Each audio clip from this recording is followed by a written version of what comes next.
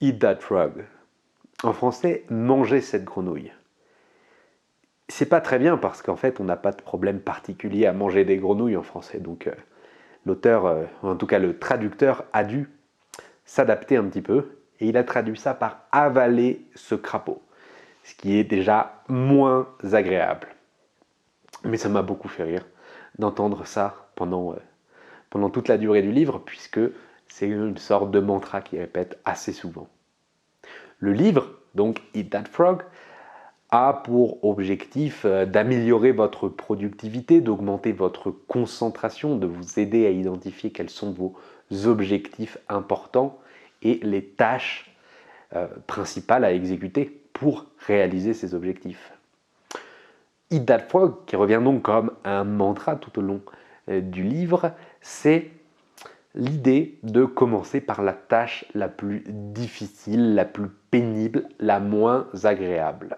Lorsque vous voulez être productif, vous devez commencer par cet abominable crapaud, cette tâche qui est la plus importante mais que vous ne voulez pas faire. C'est une assez bonne idée, définir ce qui est important et que vous ne voulez pas faire et commencer par ça pour vous motiver.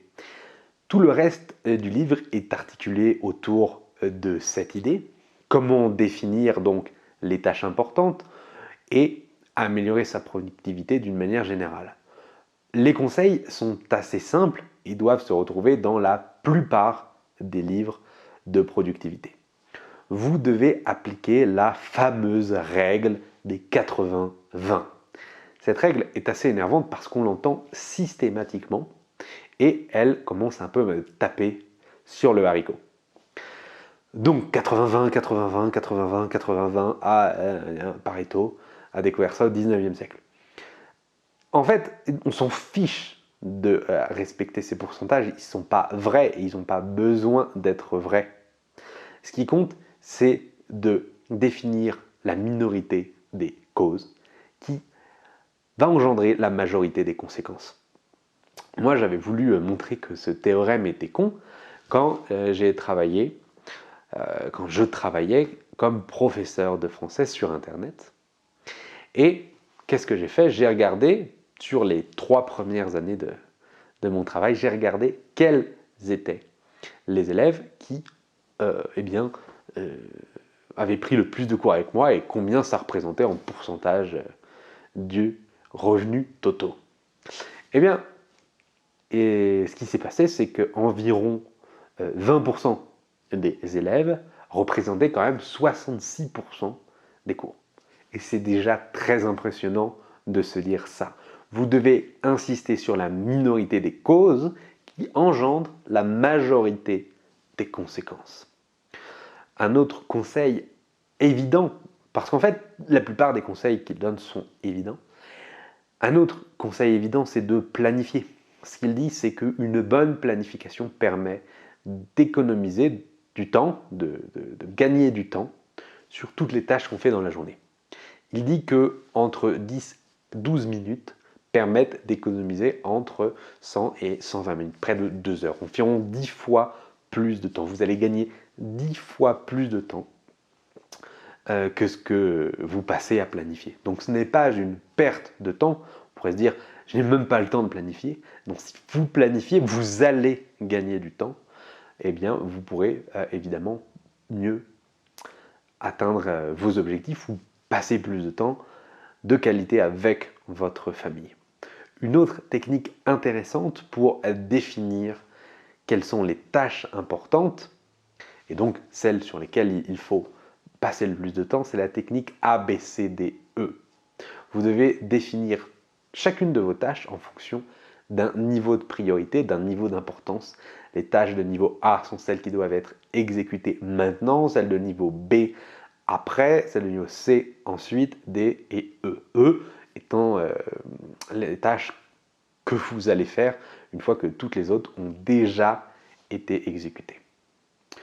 Il faut évidemment, lorsque vous travaillez, éviter la procrastination. Mais même les personnes les plus productives procrastinent. La seule différence, c'est qu'en fait, elles vont procrastiner de manière intelligente.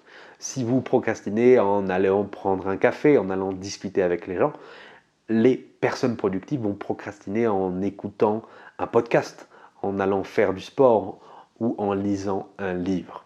Faites attention à votre procrastination parce que ce n'est pas possible de l'éliminer complètement, donc essayez de choisir des activités de procrastination qui sont utiles. Vous avez énormément d'autres conseils importants dans ce livre qui vont vous aider. Je parle de techniques que j'applique moi-même, qui sont vraiment intéressantes pour moi.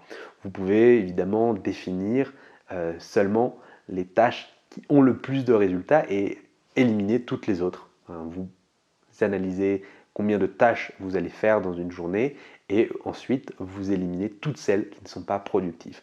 Vous pouvez apprendre à utiliser la technologie intelligemment, arrêter de lire vos mails tout le temps, 2 moments dans la journée c'est suffisant, et vous pouvez même envoyer une réponse automatique qui dit que si c'est vraiment urgent, vous pouvez appeler à ce numéro. Mais sinon le mail sera lu plus tard. Vous avez plein de méthodes pour améliorer votre concentration, qui est la clé selon l'auteur. N'hésitez pas à faire les exercices. À chaque fin de chapitre, vous avez 1 ou 2 exercices que je vous recommande de faire. Vous pouvez définir vos 10 objectifs les plus importants et ensuite en prendre un seul qui, si vous l'atteignez, aura le plus d'impact sur votre vie. Vous pouvez ensuite essayer de vous mettre dans une situation d'urgence, c'est-à-dire quelle tâche doit être faite aujourd'hui. Si jamais vous devez partir demain, il propose d'imaginer la situation où demain vous avez un voyage gratuit, tout frais payé pour 2 semaines, mais vous devez partir absolument demain, c'est gratuit. Et donc quelle tâche vous allez faire? Essayez de mettre de l'urgence dans l'exécution de vos tâches, même celles qui pourraient être éventuellement reportées. Mettez de l'urgence dans votre travail. Et toujours, lancez-vous. Si vous vous lancez dans les 10 premières minutes, vous allez ensuite avoir plus de facilité à continuer à travailler. Bref, le livre Eat That Frog ne révolutionne probablement pas la manière d'augmenter sa productivité au travail, mais il vous donne les pistes à suivre pour essayer de définir vos objectifs, les tâches les plus importantes à exécuter dans la journée et comment le faire efficacement. Et c'est déjà vraiment pas mal. Il reste trop de livres sur ma table de chevet. Je vous laisse, faut que je lis. Oui, tu dis, faut que je lis, moi, hein. Faut que je lis. Hein. Bon, tu connais la musique, tu t'abonnes, tu mets un commentaire, un petit pouce, ou tu regardes une autre vidéo. À demain!